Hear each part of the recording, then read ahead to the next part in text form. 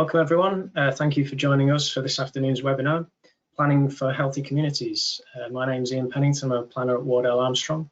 Among my voluntary pursuits, I sit on the RTPI Northwest Regional Activities Committee, which is how I've arrived here to chair this today.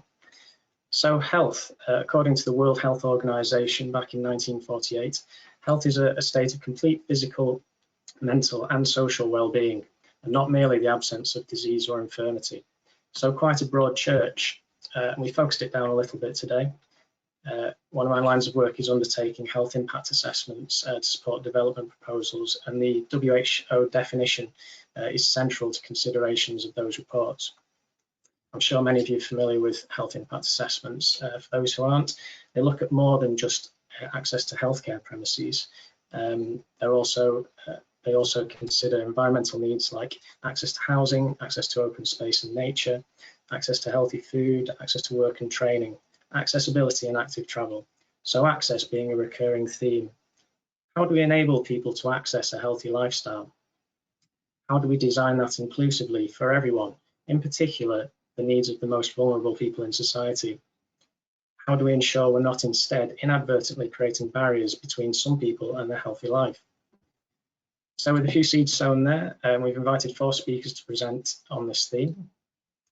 First, we'll welcome Vicky Payne, a Senior Consultant in Planning and Urban Design at URBED, who's been working on the new National Model Design Code that's being prepared and was out for consultation earlier this year.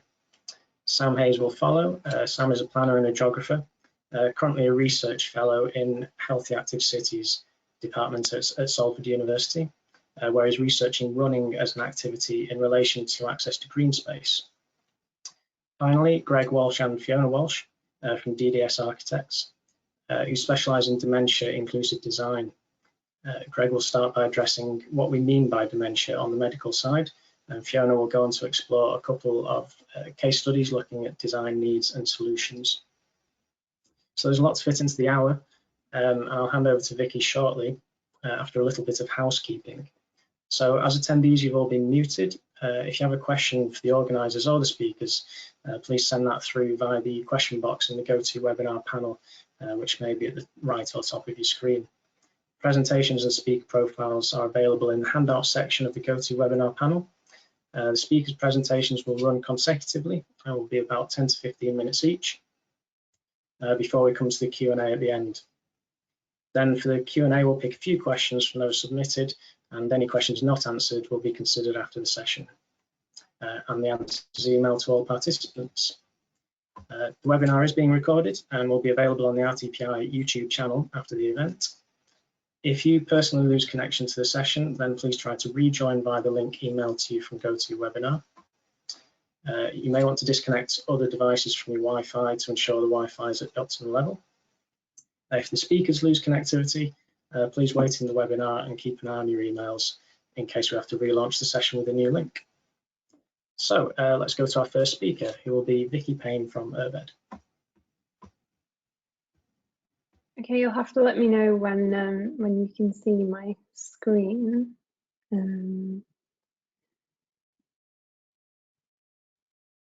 Okay, is that showing up all right? Yeah, we can see it. Yeah, okay, great. So yeah, as Ian said, I'm Vicky. I'm a planner and urban designer at URBED. And I was going to start us off by talking about healthy communities at more of a macro scale, so the scale of the neighbourhood or the local authority, and touching on some of the work that we've done on the National Model Design Code.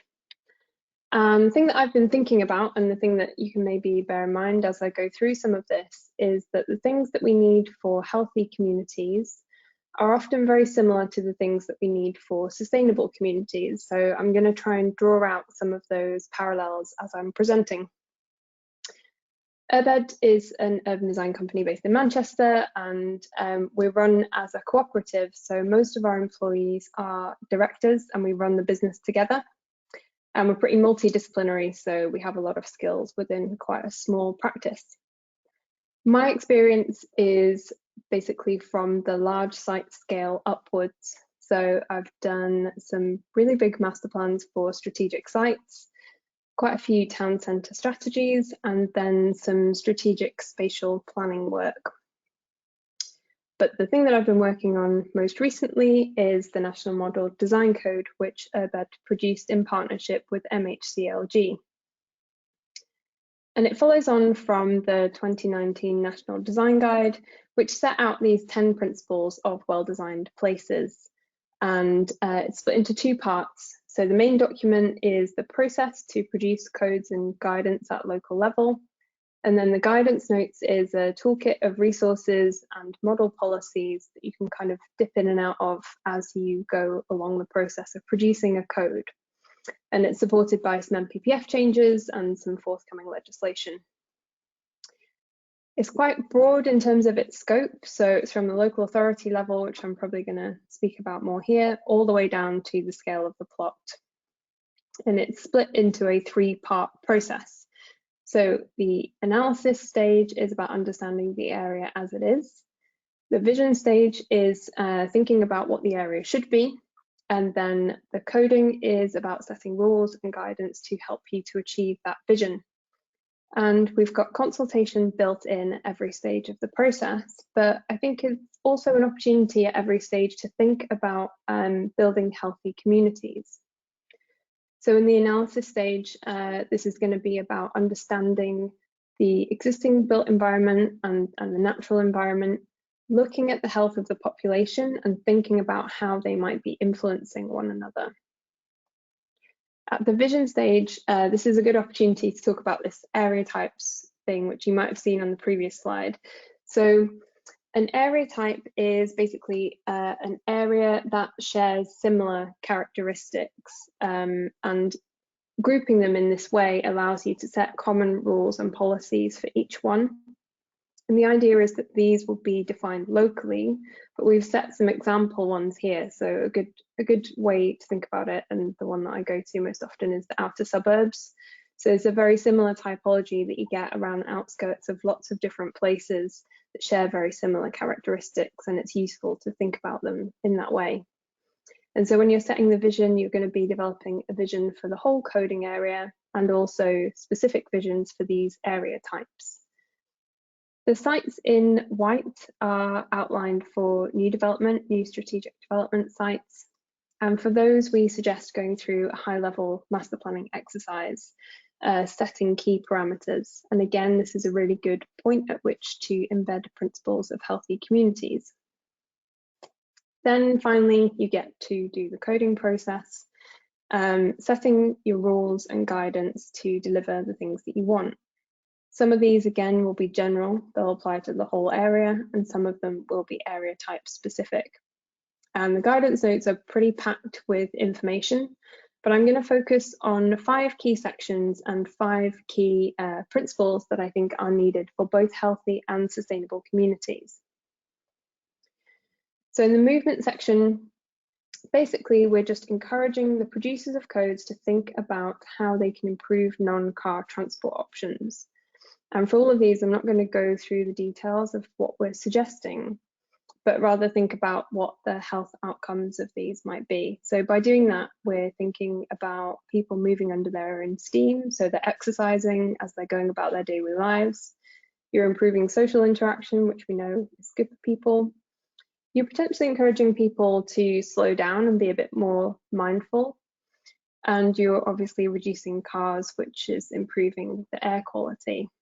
And that reduction in car use and improvement in air quality has a health benefit, but it also has a sustainability benefit in reducing CO2. The nature section is trying to show how that green space, biodiversity, sustainable drainage and water can be integrated into the built environment. And from a health perspective, that's giving you spaces to exercise and socialize, but it also has benefits for mental health and recovery. So I think a lot of people might be familiar with the study of patients in hospital who, when they had a view of a tree or a green space through their window, their recovery times actually improved. And there's some other examples of this. So I saw recently GPs in Shetland are prescribing time in nature to treat various ailments. And there's evidence of mood improvements of being near water, particularly in coastal areas. And then from the sustainability side, you are improving the diversity and resilience of ecosystems, you're improving air quality, and obviously absorbing carbon. And on another presentation I did for, it was more of a green space based presentation, thing that came out really strongly is that working out the management plans for these spaces needs to be dealt with much earlier in the process to ensure that they continue to be good functioning spaces into the future. For built form, we're wanting code producers to think about putting good density in the right places, having clear blocks and a clear delineation of public and private space, and then also thinking about setting maximum heights and thinking about the spacing between buildings. And this obviously goes back to that healthy travel choices thing. It creates a critical mass for services, which I'll touch on in a second. But it's also about creating overlooked spaces that feel safe and comfortable, which is a big part of health and well-being, and avoiding overcrowding. So giving people the space that they need and things like access to natural light. For the streets, importantly, we're viewing the streets as public spaces, so for people, not just for cars. And this is, again, going back to that healthy travel choice, but I kind of wanted to talk about something else on this, which is that we know that a constant feeling of being under threat has very serious mental and physical health consequences. So what we need to think about here is making streets that are safe, inclusive, and accessible. So in recent months, thinking about people of colour, the LGBT+ community, people with physical and neurological differences, and other vulnerable groups. And a lot of the changes that need to take place in these areas are social. But I think our physical environment needs to support and at the very least not undermine those social changes that need to take place. Finally, and I think this is going to be picked up a bit more by others, but healthy and sustainable communities, they need certain services. So GP surgeries, schools, access to healthy and affordable food. And post-COVID, we might need to get a bit smarter about how we deliver those. So maybe thinking about flexible, multifunctional spaces. But the basic thing is that healthy and sustainable neighbourhoods, they need this right mix of uses and services, and those need to be easily accessible. So it's quite a lot of content in quite a short space of time, but I'll leave it there, and I'd encourage you to maybe look at the code and the guidance notes separately and dig into it. So I'm handing back, not back to Ian, I'm handing over to Sam now. So I will stop sharing my screen, and then I think Sam's presentation is going to be loaded. Hi, thanks, Vicky. Yeah, so my name's Sam Hayes, but before I kind of introduce myself or talk about my project, you were supposed to be hearing from my colleague Harry. She's unfortunately not able to join us, and she asked if I would step in, but I wanted to make you aware of her project that we're doing in Healthy Active Cities in Salford. She's looking at active neighbourhoods or low traffic neighbourhoods in Greater Manchester, and trying to look at how they're perceived by diverse communities as an intervention for walking, rolling or cycling. So if you're kind of interested in that project, then please get in touch with Harry, or check us out on Twitter, and you can tweet Harry as well at Tricycle Mayor, or you can read the blog link there for a bit more information. If I can have the next slide. So that's me, and what I'm going to talk about. Oh, I just need to do a timer to remind myself where we're at. Yeah. So I'm going to talk about my research, which looks at running and how people connect local green spaces and the contribution that has to their well-being. If we go to the next slide. Those are my contact details as well, so feel free to get in touch. There we go. So as a a planner is by background, I guess I approached a lot of this from, and I was teaching a lot of green infrastructure to planning students.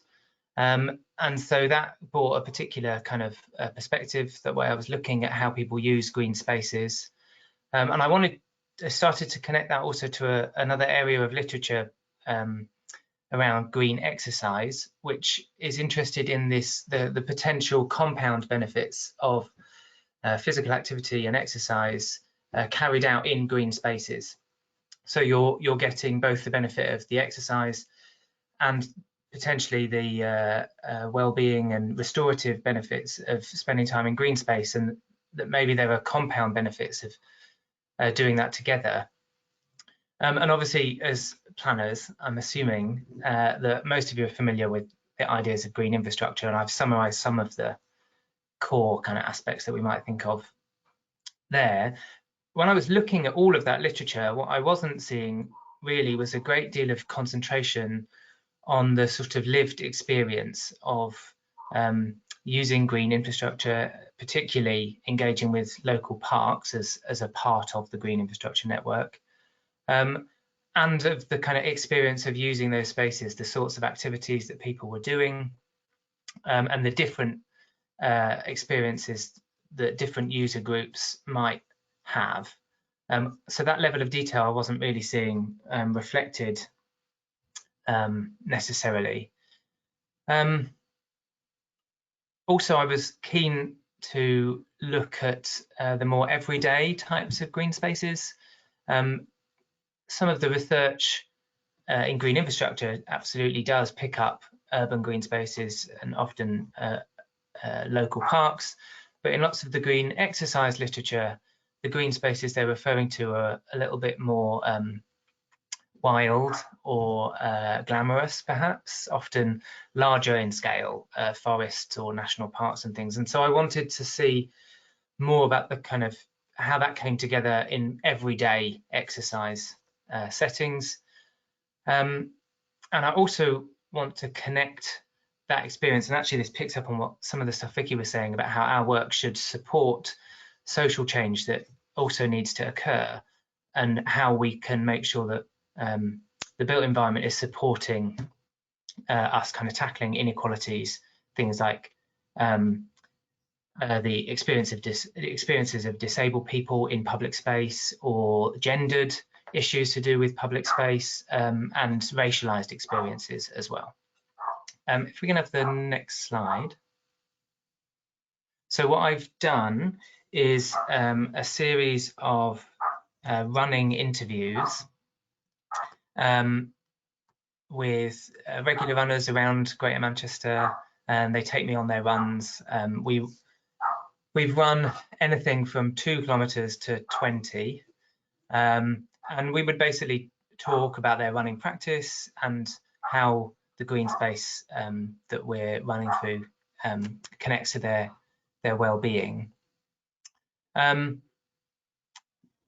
So in terms of how I've analysed some of this stuff, then I am using an idea from Lefebvre, as an urban theorist, and he has this concept of rhythm analysis, and I'll give you a potted explanation. For our purposes, I think this is the important bit we need to know, is that he talks about polyrhythmia, this kind of multiple rhythms of the street, and how we might understand the vibrancy of the street through these different rhythms that are at play all at the same time. There's loads of stuff coming together, and that can give us different experiences. And those he describes as either a eurythmia, which is a kind of harmony of these rhythms when everything's going well and we're enjoying our public space.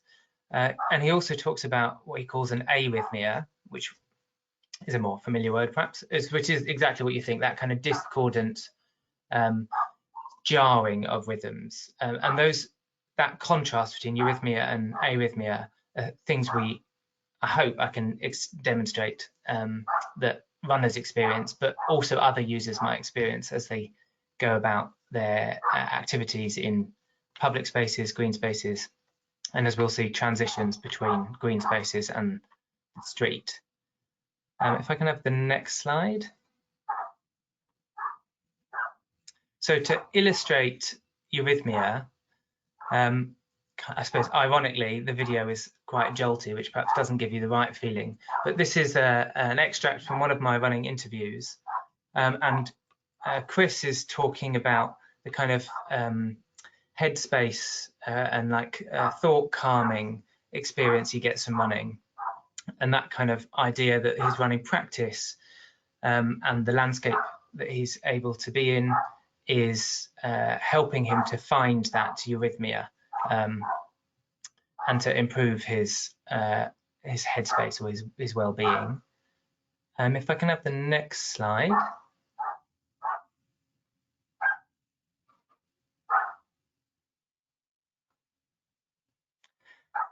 Excellent. So this is another extract from a different run this time.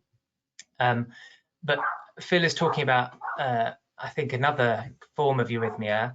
And this one, we can see that he's experiencing this kind of, I mean, if you're a runner, we might describe it as the runner's high, but it's this positive experience. And for him, that happened through finding a location that he'd been told about by friends and the kind of joy of discovering the route to it and exploring his local area in order to find this space. And so he's, in terms of the sort of rhythms coming together, he's enjoying the sort of harmony of the sort of social rhythm that his friends told him, and then achieving and finding this place and the discovery through his local space, but also kind of longer term rhythms of the history that brings together those places, the reason why there is a bridge over this bit of the canal and the industrial heritage that he's experiencing, and the positive experience he gets from finding this place. So in terms of these two extracts for eurythmia, hopefully they illustrate how different things can come together to produce your running experience in a particular place, creates a positive experience and can have positive impacts on well-being. The arrhythmia, though, and I don't want to kind of focus too much on the negative, but this is something I think we can have, as planners, can have real impact over as we kind of think about how we might design places to enable active lifestyles. And so if we have the next slide. Thanks. So this is a longer extract from Chris again. And this is a run that we'd done at lunchtime from his workplace. We ran 6.2 kilometers. And what he does for his lunchtime runs is connect together 3 parks that are local to him, and he runs in a loop through them to give him that distance of just over 5k, because most parks you would have to do several laps if you wanted to do a 5k run. And Chris here is talking about, this is a section of that run where we're emerging from the park. And Chris is talking about how your senses have to turn back on as we've been kind of on a traffic-free route through the park, and suddenly we're confronted with quite a busy junction. And there's a very clear arrhythmia where our any eurythmia we might have built up in the park is sort of rapidly stopped. And it's important, I think, to note that it's not a kind of trivial change in rhythm either, because this is about us switching on our senses so that we cross the road properly and we aren't dangerous in running across the road, or in order to preserve that eurythmia or some sense of progress, that, as his kind of opening thing implies, that if he were on his own he might dash out. That's me telling him I've got 10 minutes. So you can see his arrhythmia experience there. If we go to the next slide, I can show you where that was. So you can see on the map there, if you're familiar with South Manchester, this is Birchfields Park and the junction with Dickinson Road. And you can see from my monitoring data that my cadence and pace dropped significantly. So we can see that arrhythmia recorded in our running data. And if we go to the next slide, this is a different run, but it shows you a similar idea of how the transition points can create arrhythmias. So this is you emerging from, in that case, Longford Park, and you can see how that's a similar thing where it's a traffic issue, but it's also compounded by, in this case, the weather and the fact that the street doesn't drain properly. And so as a runner and a pedestrian, you're having to turn on sensors to navigate the puddle, to navigate the traffic, and this time without a controlled crossing. So your connection to the next part of your journey is jolted. So that's the examples. Those are my conclusions. You can see that I think the important things that I'd like to highlight is really that we need to understand a variety of experiences of place in green spaces from different user groups. Runners is just one, and even within that, there's a whole range of diversity that needs to be unpicked. I think this rhythm analysis idea helps to pinpoint some of the really crucial points along a journey, and they help us to remind us that people often move through on a journey through a place that aren't static necessarily. And we need to connect that with other rhythms and, as Vicky said, actually supporting some of these other social change, if we think of that as a rhythm as well. That's it for me. I think the next slide says thank you. There you go. And I'm handing on to Greg and Fiona.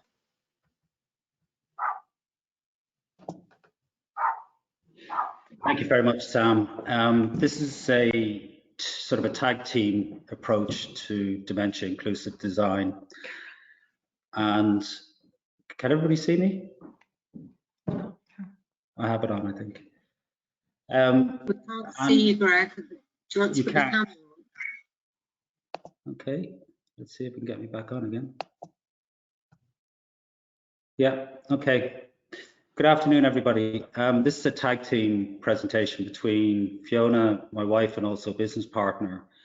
Fiona and I are co-founders of DDS Architects, a very specialist architects practice that's evidence-based and outcomes-focused. We both hold fellowships in brain health from UCSF in California in San Francisco and Trinity College Dublin. And Fiona also holds a fellowship in architecture as well. So it's quite a unique combination of skills, having the brain health fellowship combined with the architectural fellowship. Next slide, please. So under the UN Convention of Rights for Persons with Disabilities, Article 9 and 19 requires that all countries identify and eliminate obstacles and barriers that ensure that persons with disabilities can access their environment, transport, public facilities and services. And they also have rights to live independently and be included in the community. And I think we as a society have done a reasonable job at that for physical impairment over the years. And we've sort of always touched on sensory, and then we really don't understand cognitive. And even people living with cognitive impairment struggle to understand how the environment actually impacts them. But as you can see from this presentation, why it's important to get the environment right for people living with cognitive and sensory impairments, and how it creates extreme stress, anxiety, and even fear when people encounter the built environment, whether it's towns or buildings or whatever, and it forces them to either withdraw from the environment, or if they're in a hospital or in a locked environment like a care home with soft locks I'm talking about, they will experience rapid functional decline and cognitive decline within those environments. And you'll see that with older people and so on when they go into hospital or when they go into a nursing and care home. Can we move on to the next one, please? So we've done an awful lot of work globally, working with the World Health Organization, with the World Dementia Council. We've written publications, we've done work on communities, towns, audits, all sorts of ability on how actually inclusive they are for older people and people living with cognitive, sensory and physical impairment. And people with dementia are actually at the top of that list because they live with a combined, what I would call compounded progressive physical, sensory and cognitive impairment. And we've been advocating that dementia inclusive design gets included into all national strategies globally going forward. And in September of last year, the ADI, which is the Alzheimer's Disease International, have now called on all governments to embed design in their national dementia strategies for persons with for the rights of persons with disabilities. Fiona wrote a piece on designing to support dignity and independence on behalf of the Alzheimer's Disease International. And please just go and have a look at that. It's quite interesting, gives you a lot more detail than what we're going to be able to talk about. Next, please. So, costs and prevalence of dementia. Dementia costs more than heart disease, stroke and cancer combined. Next.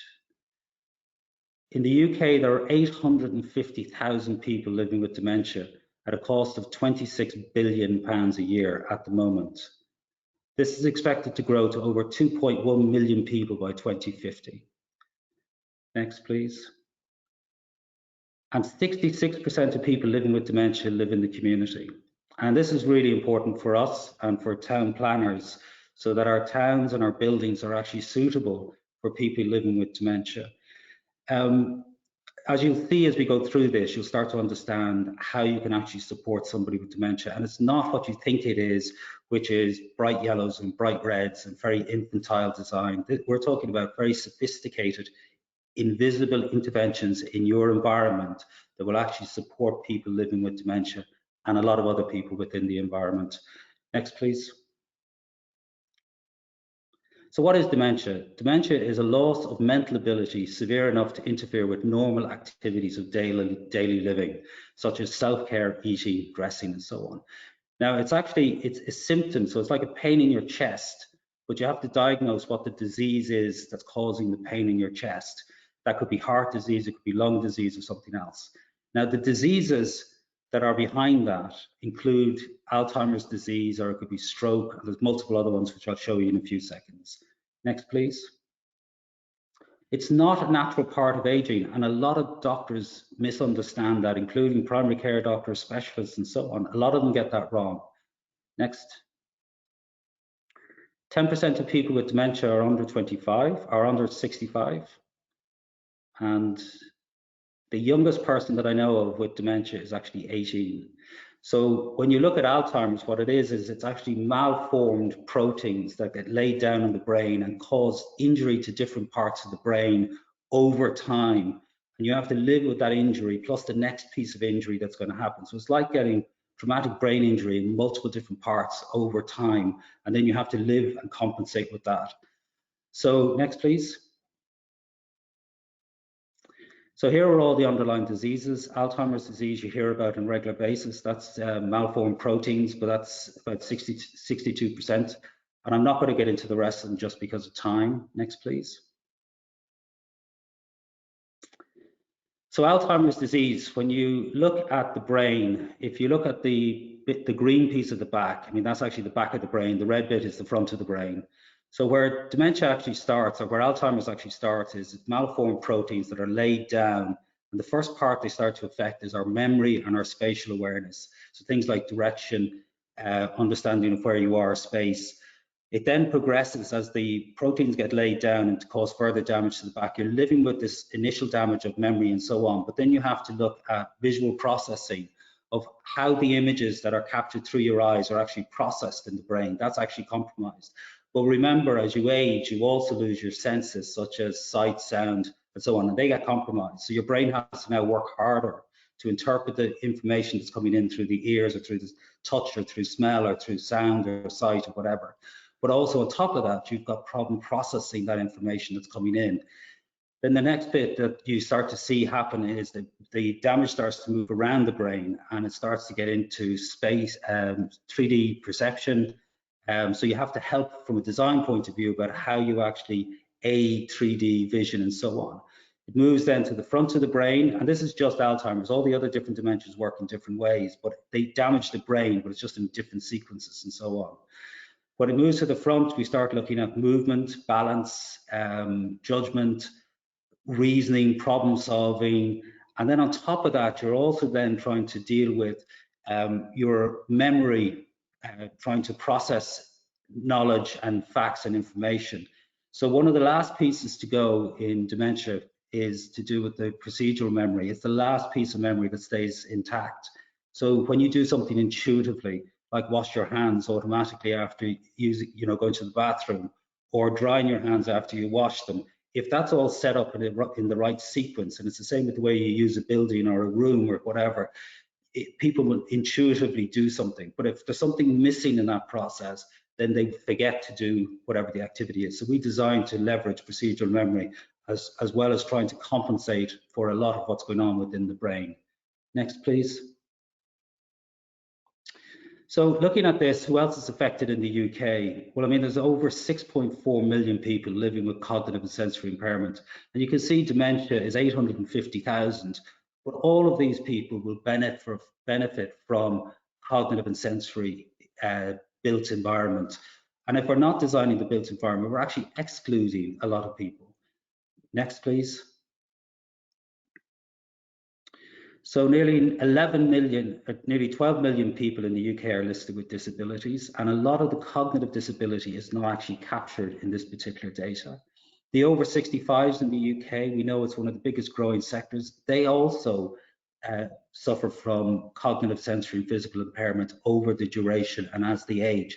And as we know, that's one of the biggest growing sectors within our society. So if we aren't designing inclusive environments, we're excluding a large segment of our society, and we're not actually giving them their human rights. Next, please.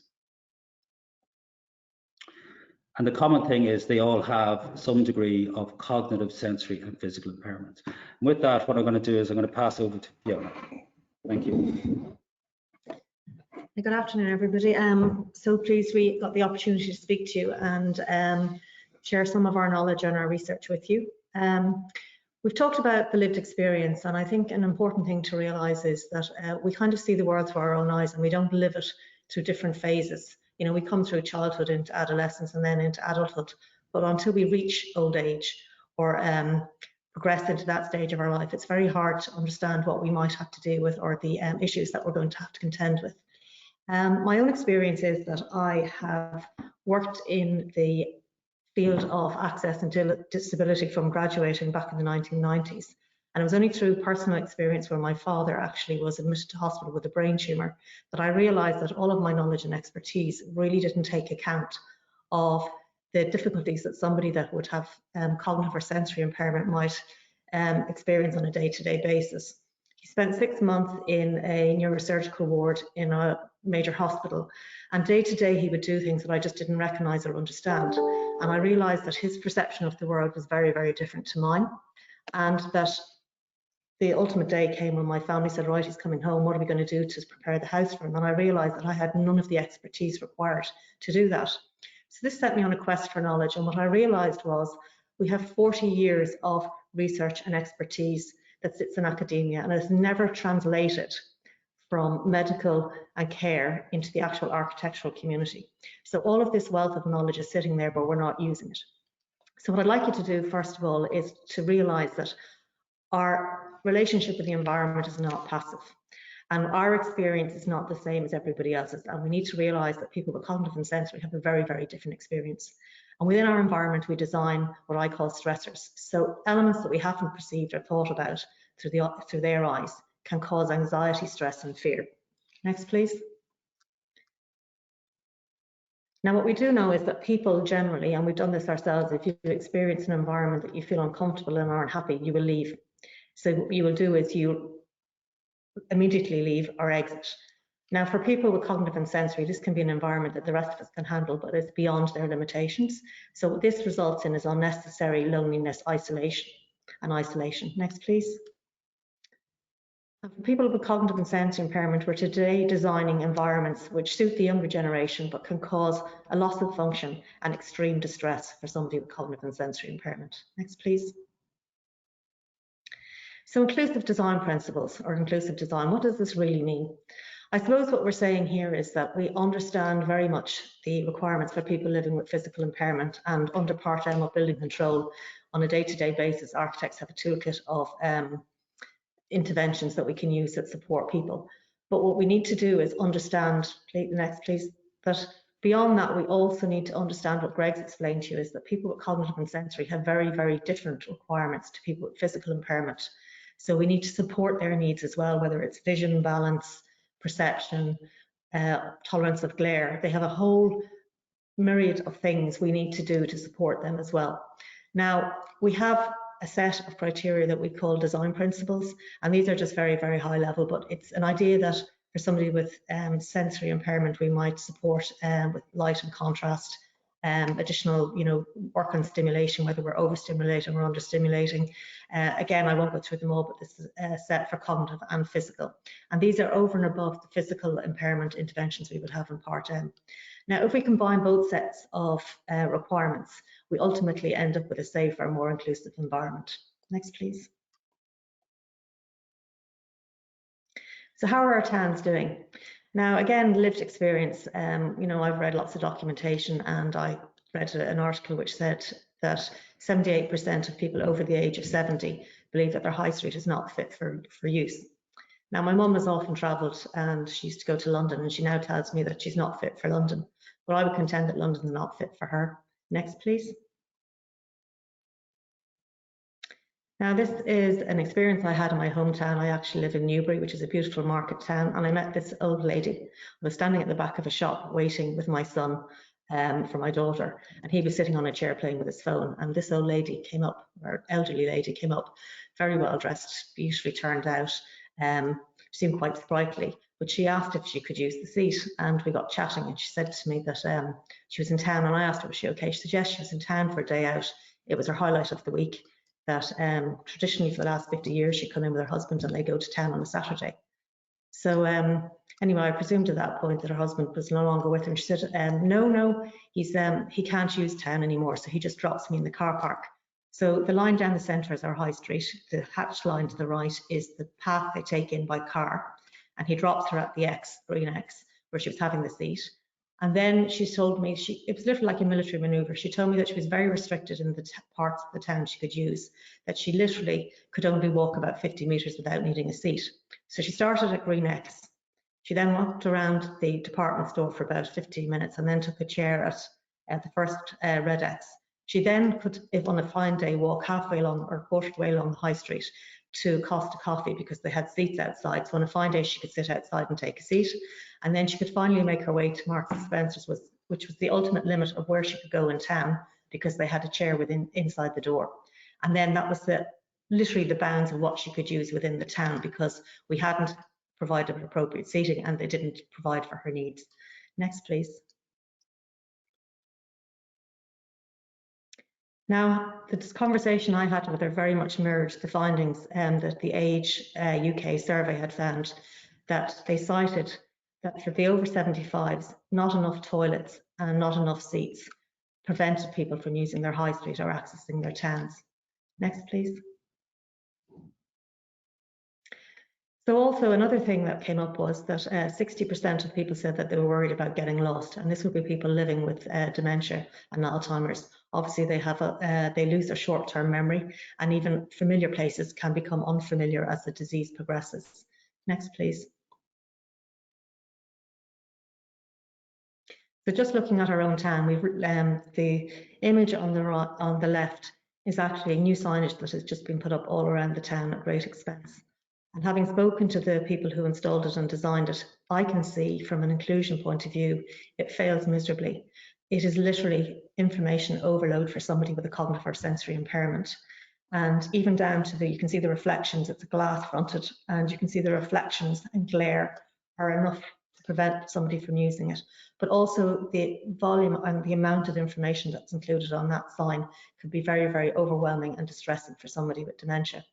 Now, there's been a huge amount of research done, and actually most of it done in Scotland, and they've worked over the last 5 years with people with the lived experience to find out what suits best for signage. And we found that very simple signage with 3D pictograms, clear text and colour help. Next, please. So just a little bit about how we use different aspects and how we can support people. The image on the left could be any place, public realm, it could be a cafe, a restaurant, a hotel, waiting room in a hospital. But what you can see here is there's very, very little contrast. And it's very, very hard for somebody with a cognitive or sensory impairment to read this volume of space and understand where they are within a room. Now, for us, we can see it, you know, with time we can work out where the corners are, the boundaries of the room. But if you have depth perception problems or contrast or poor vision, it's very, very hard. Where's the door? What size is the volume of the room? The glare can be overwhelming. So for somebody, it can cause a lot of stress and anxiety and fear. You know, you may need to use the toilet or find your way out. So it's very, very difficult, and people will withdraw from these spaces. And yet simple intervention like the colour that we've introduced on the right can help somebody to read the volume of the room, understand the space and identify the door. Next, please. So the other thing is, here we talked about, last time we talked about providing contrast to support people. Here's an image that we see on a regular basis, which is a doormat at the entrance to a shop or a public building.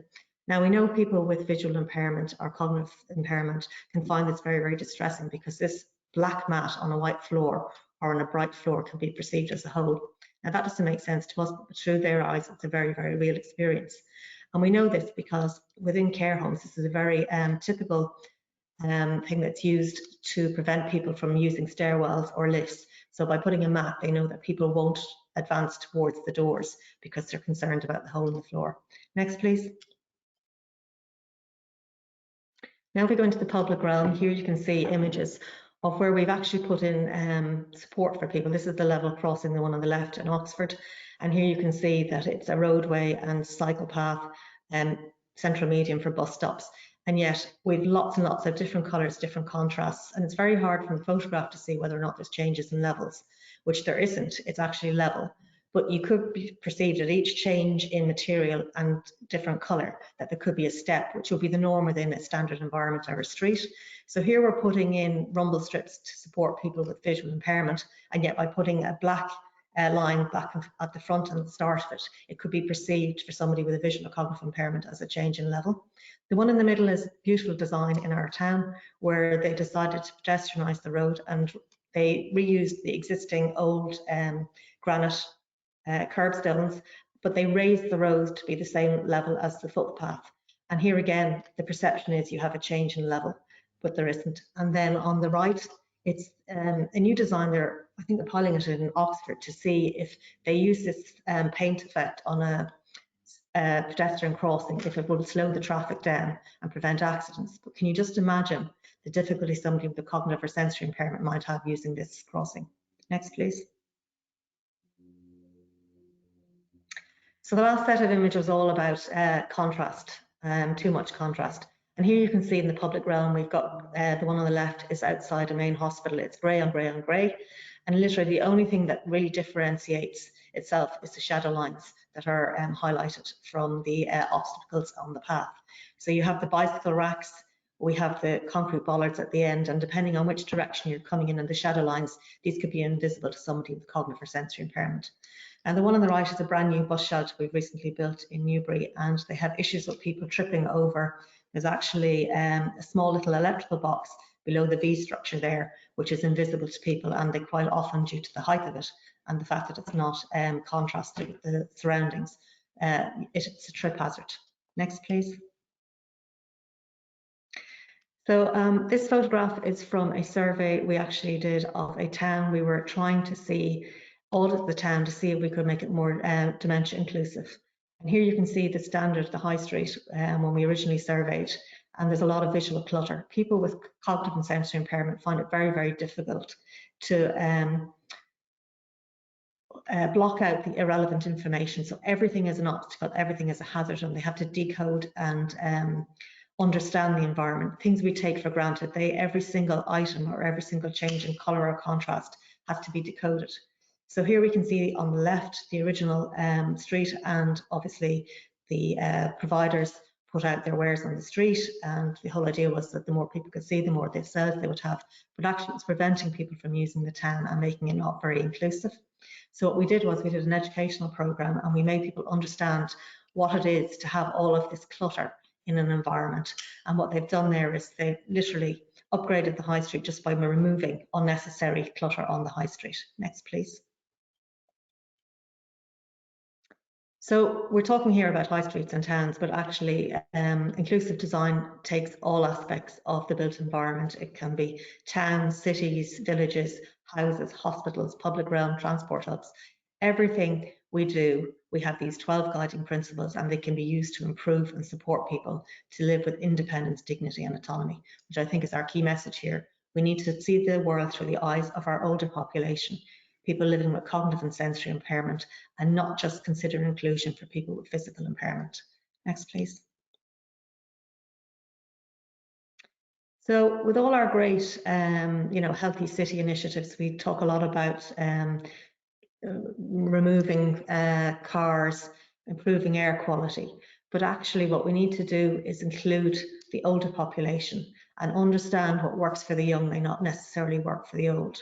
And whereas we may introduce bicycles or car-free streets, is it really appropriate to ask somebody to park or hop on a bus 3 miles outside a city centre and get on a bus at 70+ years of age and having all the jerks of just stopping and starting, embarking and disembarking? Or do we need to consider towns through the eyes of our older population? Next, please. Thank you. If you have any questions, we'll hand back over to Bev or Ian.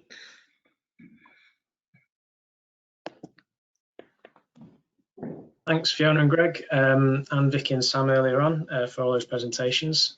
Feels like we've covered a range of topics in a short time.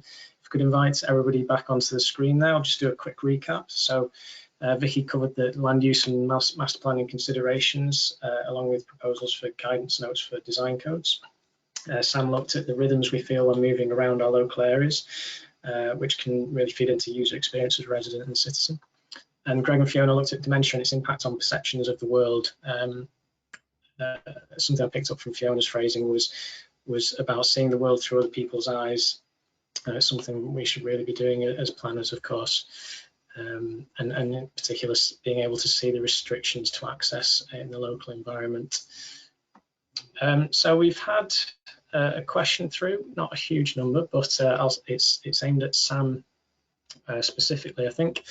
In terms of heritage considerations, the question is from Philip Barton.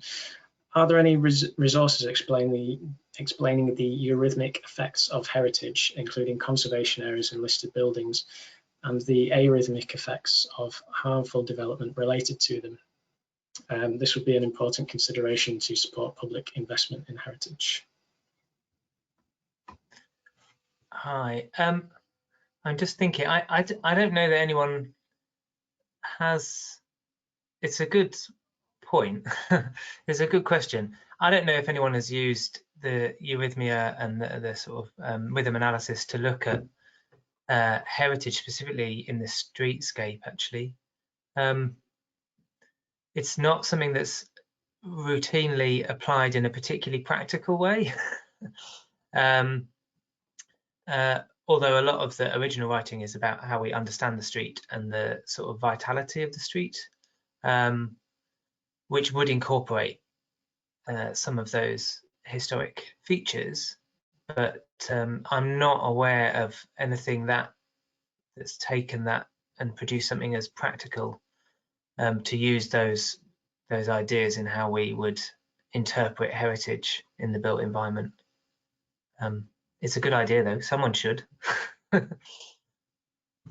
I was thinking, actually, when you were presenting, it kind of relates to the heritage question, is that the things that I really like as an urban designer in terms of like small blocks and lots of side streets and breaks in the building frontage are not the things that I like as a runner. So, because those are the times when you have to cross the street and interact with traffic, and obviously, like from a heritage point of view, conservation areas tend to fall into that smaller block size and more breaks in the building line. So I don't know if there might even be a bit of a contradiction there between more historic places and good places to be a runner from this sort of like rhythm perspective. I don't know.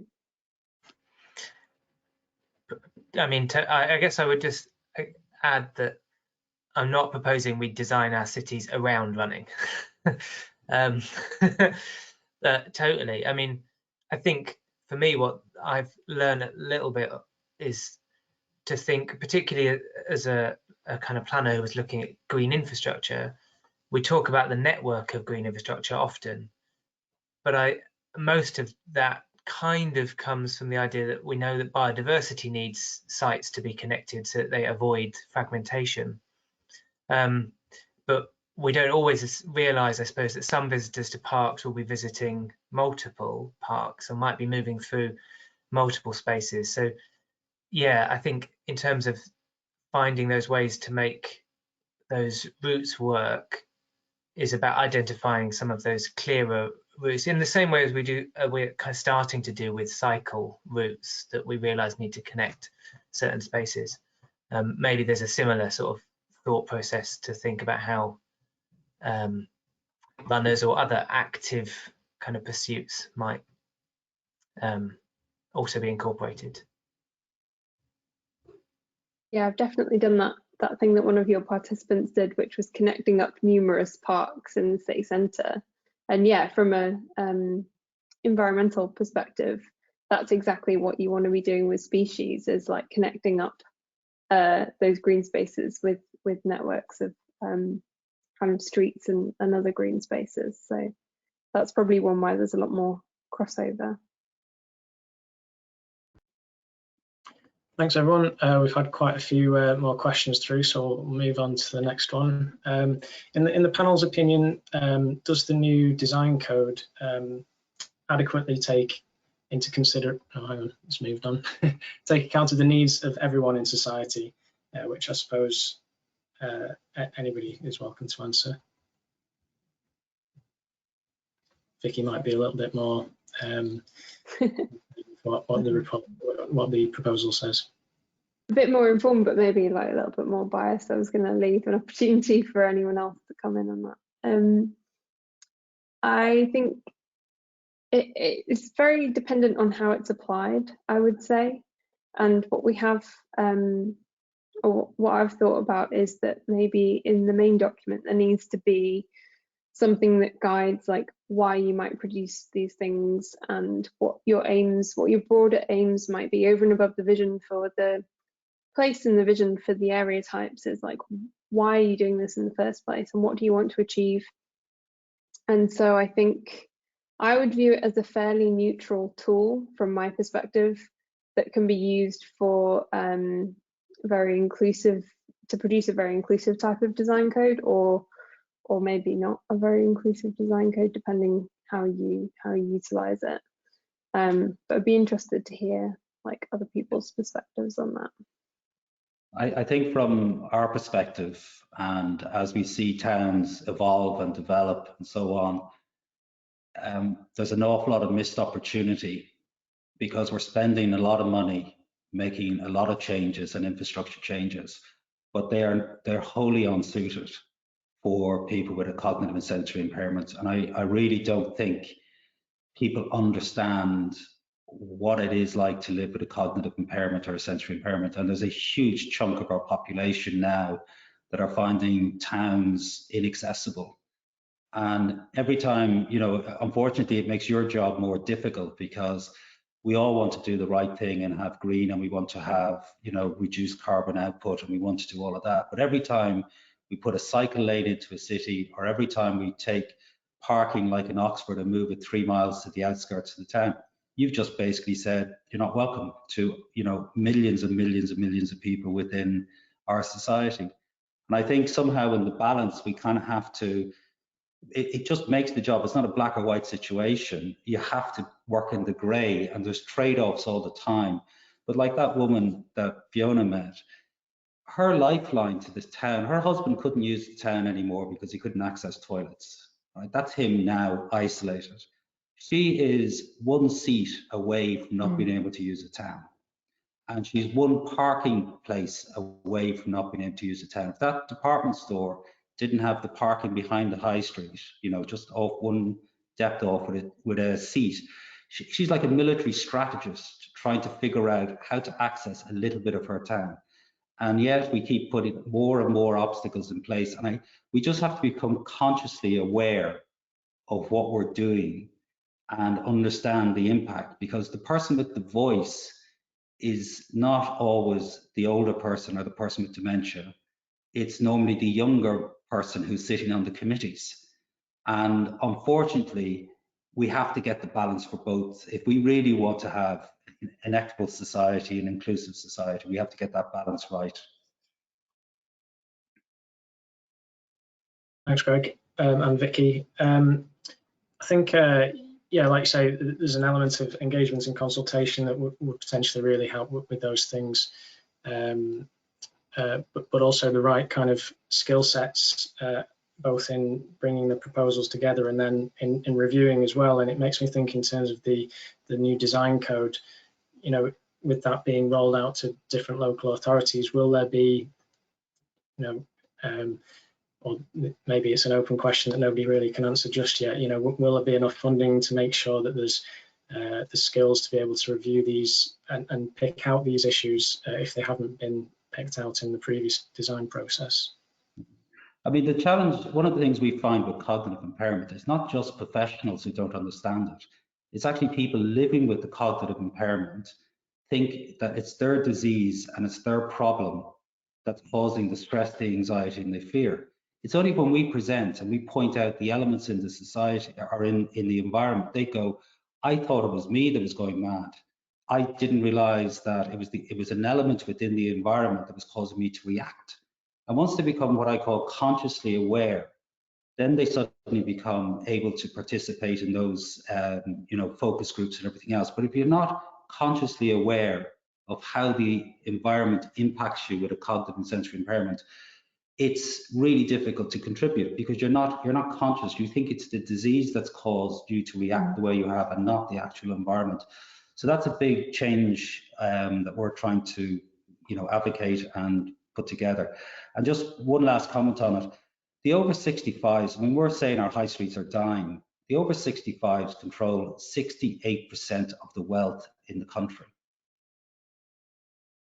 I mean, and the next time we're saying, you know, we're going to exclude them out of the cities, and you're sitting down going, I mean, it's insanity if you're going to lose 68% of your wealth to go into the high streets. They're also the ones that don't go online as much as the younger people go online.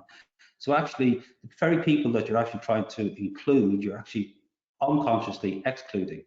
So it's, you know, just thoughts on it. Yeah, it's something we've spoken about recently actually in a town centre strategy that I'm working on, is that like building up that resident population of older people who are going to live live near and use high streets is really important in ensuring their kind of health, because like you say, they are less likely to be using the internet for shopping and that kind of thing, and they're going to need to be accessing potentially more services. And so you can do kind of linked trips. So those people who may be needing to visit GP surgery or pharmacy or something can then pop in and use one of the shops as they're going past.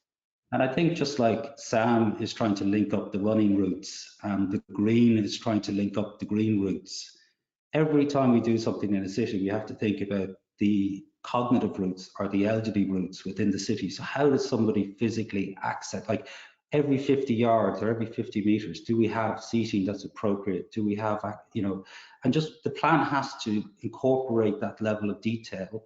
Otherwise, you're building roads without bridges and you're building, you know, it's all defunct. And every time you make a decision, it's like, who will be affected by us moving the parking from behind the high street to 3 miles out? Does that suddenly, is there an alternative for somebody who can't use the buses to be able to do that, or the 86-year-old who can't get on a bicycle? You know, we just have to think a little bit more. It's a bit more empathy. It's a bit more understanding. I think the blue badges could be key in this, and how they're accessed by people who really need them. We've had another question based on something you brought up there, Greg, actually, in terms of the street furniture and the seating. Thomas O'Kane asks, it's clear, well, he says it's clearly a delicate balance between decluttering the street but also incorporating street furniture. How should street furniture consider those with cognitive or visual impairments? Well, actually, it's quite easy because we can delineate a line, and as long as there's a clear line and definition, so what happens generally is it just gets dispersed all over the place. But if we can set up clear routes and clear lines for people to follow, it's also imperative that it contrasts. So we often see tarmac surfaces with black bins with gold writing, but actually that's not what's needed. That's an obstacle. And we can do it. We just need to understand what the requirements are. We need to know that we need a clear line. People need to understand, as you know, we develop and progress, and as things change, that there's the logic and the reasoning behind what we do. And even things like the you talked about the blue badges. Blue badges don't extend to people with cognitive impairment. They're not on the list yet. So it's very, very difficult with dementia to achieve a blue badge. So it's generally based on your walking distance. So somebody with a cognitive impairment could be quite healthy and physically active, but they have other barriers to inclusion, and a blue badge might not entitle them. You know, they might not be entitled to a blue badge. So it's even going beyond the idea of you know, what a blue badge represents. Maybe we should have in Ireland, they come up with a system where they have an older person's badge or an older person's zone for parking. It's kind of like a rainbow effect, but you can get a badge. So if you have something it's generally within a local community, you can go to your local community and say, I have difficulty reaching the pharmacy or the GP, and they'll allocate you one of these badges. So we just need to think beyond the physical impairment again. So yeah, I don't think there's contradiction in terms. I think you need the street furniture. It needs to be of the proper height, the proper type that somebody can get back out of it, sit into it and get out of it themselves. It needs to be the right frequency, but to your point, you have to have it in a predictable line within the town, so it's not becoming an obstacle, but it is there as a facility. Okay, thanks. I'm conscious we've gone over the 2 o'clock finish time, so I'll just finish off with one more question that came in for Sam. There were a few more questions, and we'll try and organise answers for those and send them out to delegates. But that question was, it's more of perhaps an open question for the future as well. But questions from Julie Marshall, who asks if you could please share some of the solutions and recommendations from your research to help policy planners. I'm not sure if you'd round anything up at this moment before we go. I guess the short answer is that I'm still producing a set of recommendations. I'm doing a set of practice interviews actually. So if there are some planners in Greater Manchester who want to talk about how they would put this into practice, then please get in touch. So I'm kind of translating the findings into something more practical at the moment. I'm doing a few interviews with different practitioners. I think one of the areas I'm looking at are transitions. And how people transition from different spaces and the experience of that. And I think that's applicable actually in many ways and overlaps with a lot of the same things that Greg and Fiona have been talking about, that you can, you know, if one street is fine, but the route home is, or the route to the bus stop, or, you know, it doesn't work, then the whole thing is kind of falls down. So we need it all to kind of connect together. So nothing yet, but yeah, hopefully developing that with some planners. So do get in touch if you're a Greater Manchester based planner or working vaguely in Greater Manchester. Then let me know. Great, thanks Sam, and thanks Vicky and Greg and Fiona as well. I think it's time to wrap up there. There is a feedback survey that pops up immediately after you leave the session, so please provide us with your comments on that. Otherwise just remains me to thank everyone involved today, to all our speakers, to RTPI Northwest team, and to everyone who's listened in. Thanks for attending, and enjoy the rest of your afternoon.